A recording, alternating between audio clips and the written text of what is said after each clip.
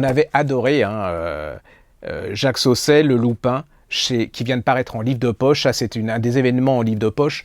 L'histoire d'un vétérinaire il est marié, il a une maîtresse, avec sa femme c'est un peu fini, il revient de sa maîtresse, on essaie de l'attaquer dans sa voiture dans une forêt alors qu'il revient à la maison, et là va commencer un polar absolument délirant, au suspense débridé, vous lâchez plus, et puis c'est comme dans le roman précédent, les personnages sont absolument psychologiquement hyper bien campés, c'est-à-dire sont des gens de talent, hein. Ça fait partie de ce qu'on appelle la nouvelle école française de polar, avec Tilliez et ces gens comme ça, Favant, Gibel et tout.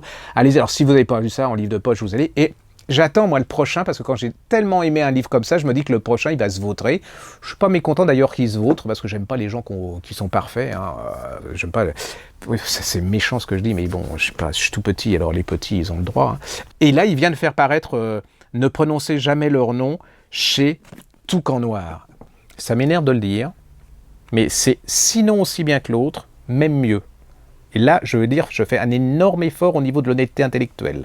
Ça serait Yann Moix, je ne suis pas sûr que je le ferais, cet effort. Et ben voilà, on est dans le sud de la France.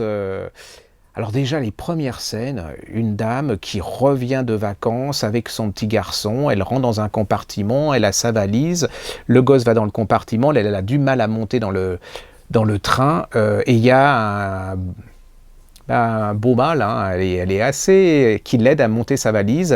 Comme par hasard, il a le même numéro, il a un numéro à côté de sa place. Il met son sac en dessous le siège, et puis il lui dit je reviens, je vais chercher des cigarettes, ou quelque chose comme ça.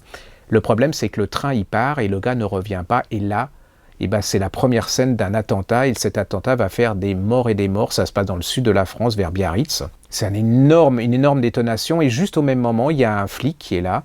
Vous allez comprendre pourquoi il est là, alors que c'était un des pontes de la crime à Paris. Sa déception amoureuse, c'était une de ses collègues, très subtile, hein, très tragique un peu cette histoire qui ne se passe pas. Il aperçoit ce type qui a fait sauter le train, il court après, et il va se faire kidnapper par ce type. Et là va commencer un truc absolument, un polar à plusieurs voix. Le kidnapper, la jeune femme qui va se mettre, qui est son amour, qui va essayer de rechercher, c'est l'enquête en elle-même pour rechercher et le kidnapper et le tueur. Et il y a le tueur, et le tueur c'est absolument, il s'appelle Damiens, et c'est absolument hallucinant. Ce type, vous allez voir, il va vous raconter sa vie, la vie de son père, la vie de sa mère. Vous allez rencontrer l'inceste, vous allez rencontrer comment il va être battu. Pour lui, une femme, elle doit être tuée, point final. La haine de sa mère, la haine de son père, une espèce de haine générale là-dessus. Puis en contrepoint, l'amour entre les deux flics. Une recherche en se disant, est-ce qu'ils vont s'en tirer, est-ce qu'il ne va pas s'en tirer. Et puis il y a d'autres attentats qui sont prévus, on ne sait pas ce qu'il va faire. C'est un livre, le suspense est extraordinaire, donc vous pouvez y aller. Ça s'appelle « Ne prononcez jamais leur nom » de Jacques Sausset chez Toucan Noir.